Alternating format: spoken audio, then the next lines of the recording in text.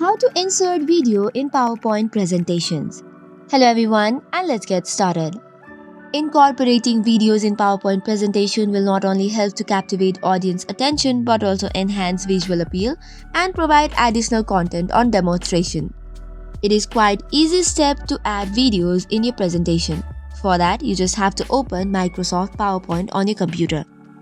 Next up, you have to choose the slide whereby you want to add the presentation to.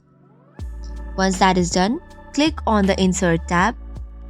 On the top right, you must see a video option. Tap on it and you have 3 ways to insert video from.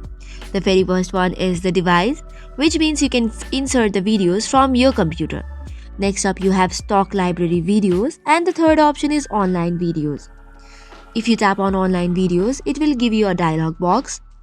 Hereby, you can paste the URL of any of the YouTube videos, SlideShare, Vimeo, Steam or Flip option and then tap on Insert. Similarly, you can tap on this device as well and choose the video that you want to add. Then tap on Insert button and it will display the video on your PowerPoint slide. You can do any changes to the video such as resize it, reposition, select or customize the playback options and such other things. So this is how you can add the video.